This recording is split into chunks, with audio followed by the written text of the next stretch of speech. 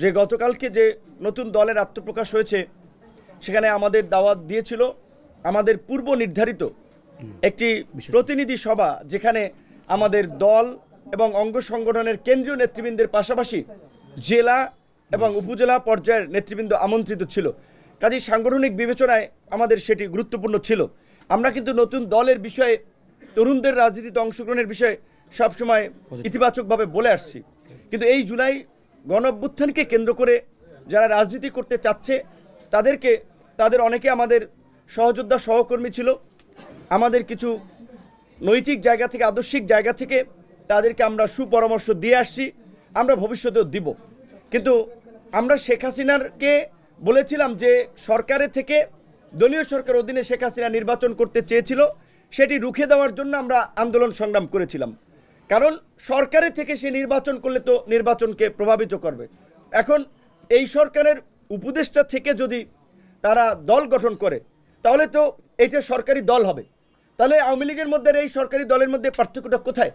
গণ অভ্যুত্থানকে যেভাবে গুটি কয়েক ব্যক্তিকেন্দ্রিক গ্লোরিফাই করা হচ্ছে কিংবা কাউকে বিশেষভাবে ক্রেডিট দেওয়া হচ্ছে, সেটা তো বাস্তবতা না। এই গণ অভ্যুত্থানে বিএনপি, জামাত সহ বিশেষ করে এই গণ অভ্যুত্থানের তরুণরা যে ভূমিকা রেখেছিল, 18 থেকে যারা কোনো সংস্কার আন্দোলন করেছিল, তাদের কথা ওইভাবে কোনো জায়গায় বলা হচ্ছে না।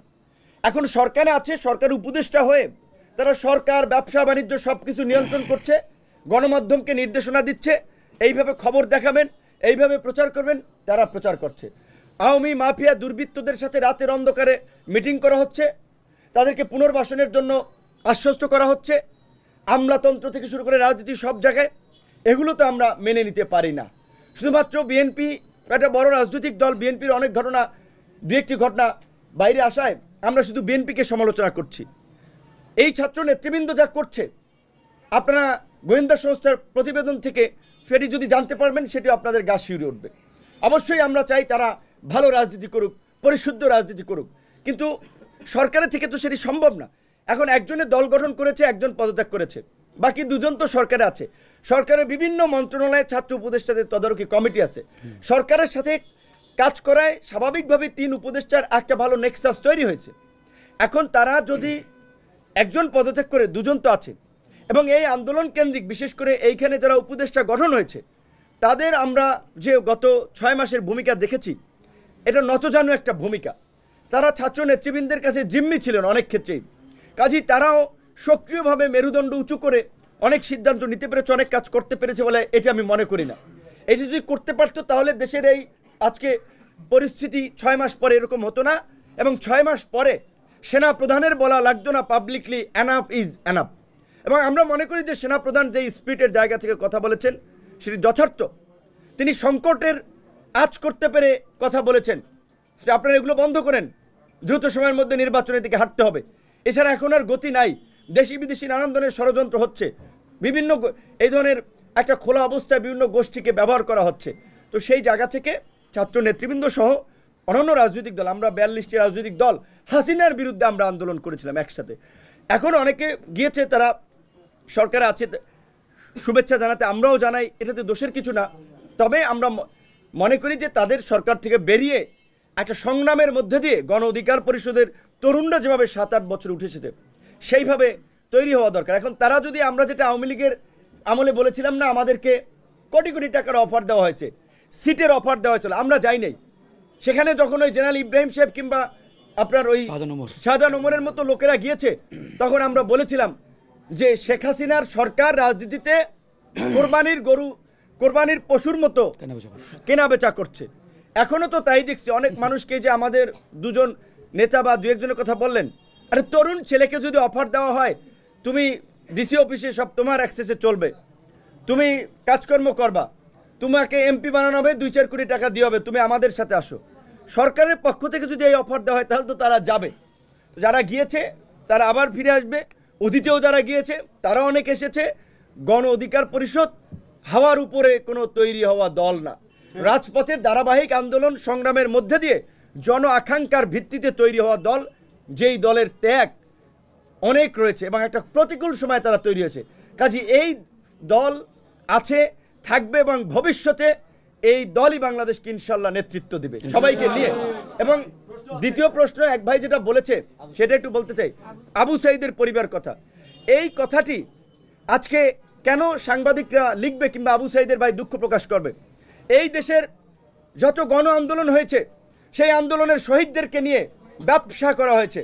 আওয়ামী লীগ যেভাবে মুক্তিযুদ্ধের চেতনা নিয়ে ব্যবসা করেছে, এই গণ অভ্যুত্থানের ঠিকাদার দাবি করা কতিপয় ছাত্রনেতা এবং দু চারজন ব্যক্তি সংগঠন, তারা তাদের এই চেতনার ব্যবসা করেছে।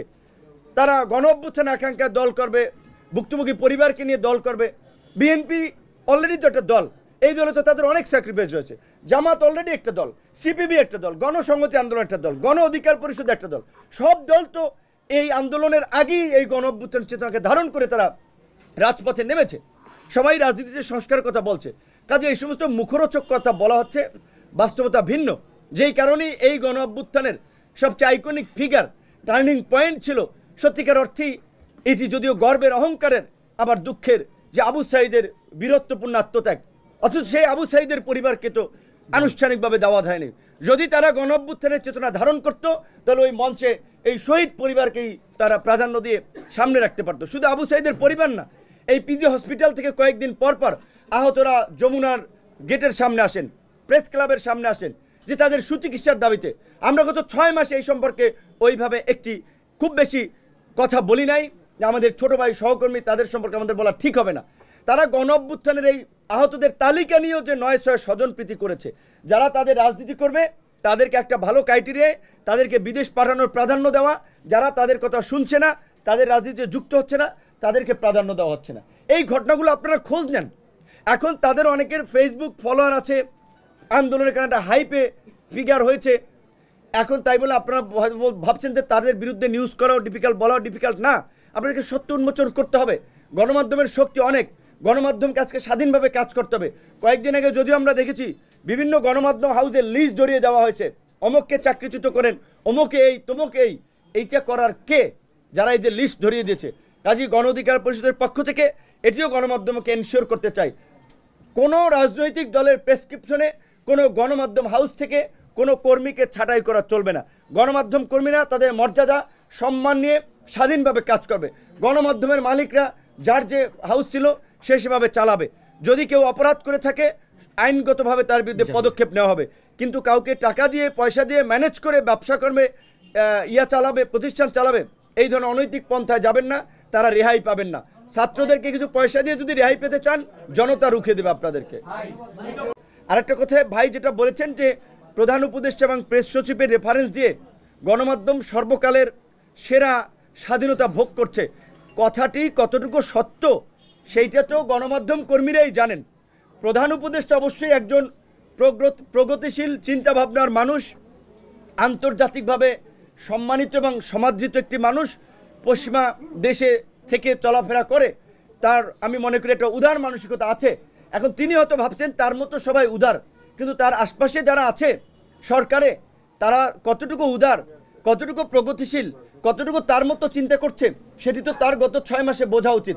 তার সরকারের প্রতি যেভাবে দলমত নির্বিশেষে 6 মাস আগে সমর্থন ছিল একচেটিয়া, সেই সমর্থন আজকে কেন রাজনৈতিক দলগুলো সন্দেহ সংশয়ের চোখে দেখছে?